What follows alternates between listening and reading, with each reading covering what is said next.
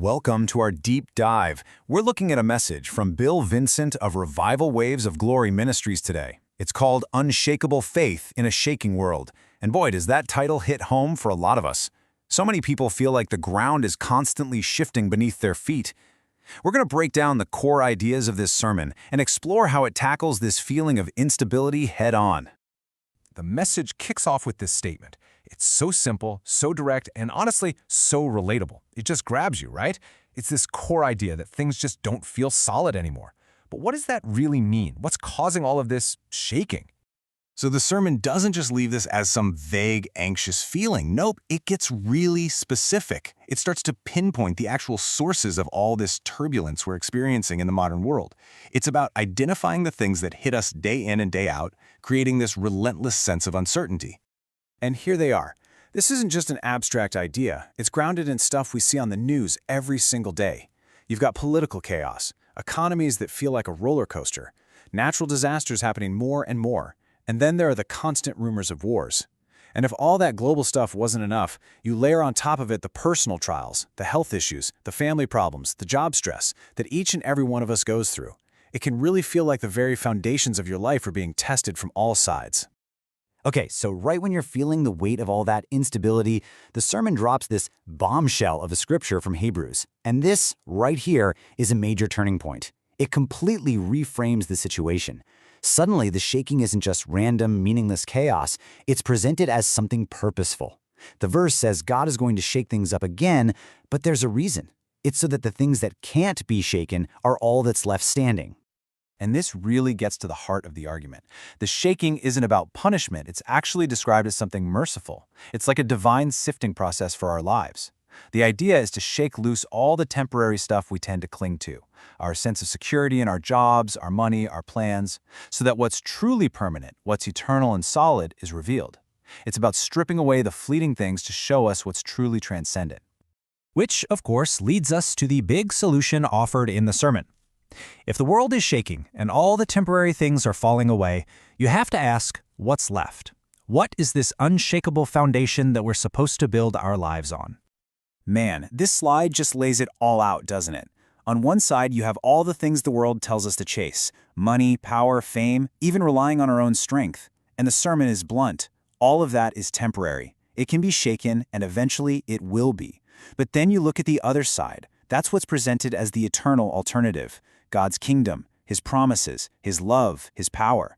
The message is crystal clear. Fix your focus on the things that are actually going to last. Now, to make this idea super practical and easy to understand, the message pulls out one of Jesus' most famous stories, the parable of the two builders. This story is used as the main metaphor for how we go about constructing our lives.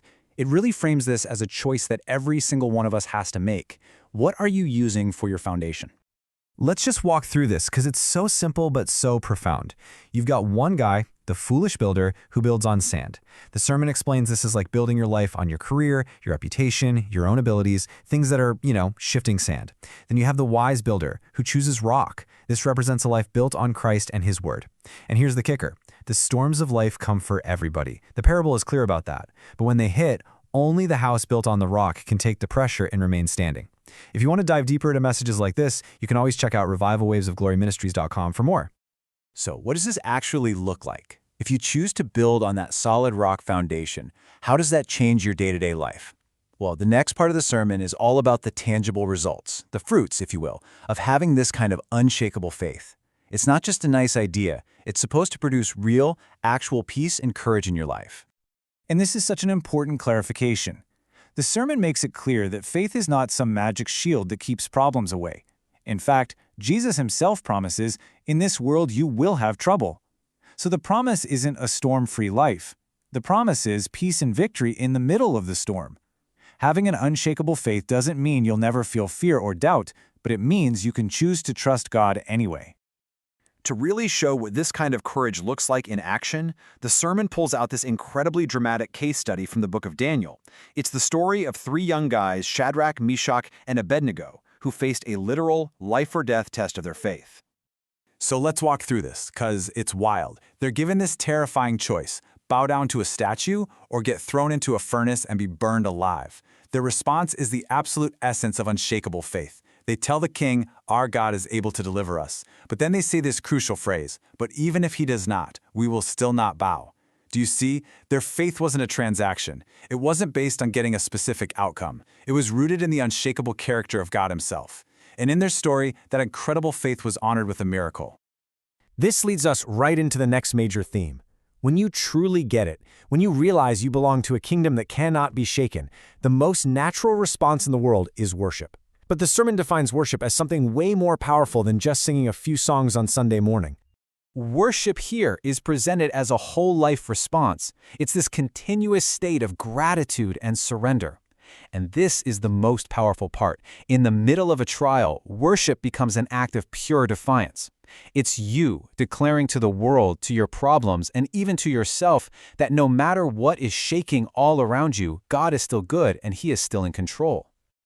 To really hammer this point home, a second amazing case study is used, this time from the New Testament with the apostles Paul and Silas. This story shows worship not just as a response to a situation, but as a catalyst that can actually bring about a breakthrough. Think about their situation. They've been unjustly arrested, severely beaten, and thrown into the darkest part of a prison, their feet locked in stocks. What's their response? Despair? Anger? No. At midnight, they start praying and singing hymns to God. They chose worship, and the result was literally earth-shaking. An earthquake shook the prison, broke open the doors, and snapped their chains. The sermon makes a direct line from their act of worship to their miraculous freedom. And all of this brings us to the conclusion of the message. It shifts from teaching and telling stories to a really personal challenge. After laying out the problem, the solution, and the response, it calls on the listener to do some serious self-examination. Really, the entire message boils down to this one single question. It's a call to just stop and look at your own life, your career, your family, your finances, your ministry. What is it actually built on? Because when the shaking comes, and it's not if, it's when, will it stand? It's a moment to get really honest with yourself about whether you're building on the temporary things of this world or on the permanent reality of the rock. So, the ultimate takeaway from this sermon is one of incredible hope. Yes, the world is going to shake. Yes, our lives will be tested. But in the face of all that, the message offers a solution. Jesus Christ as the unmovable, unshakable anchor for your soul. An anchor that guarantees that while everything else might be swirling in chaos, you can remain steady and secure. And that really just leaves us with this final thought to chew on. In a world that feels more volatile every day, this search for stability is something everyone can relate to. This sermon from Bill Vincent presents one powerful answer, centered on faith. But the question it raises is one we can all ask ourselves. When things start to shake in your life, what serves as your anchor? For more from Bill Vincent, be sure to visit revivalwaysofgloryministries.com. Thanks for listening to the Deep Dive Podcast.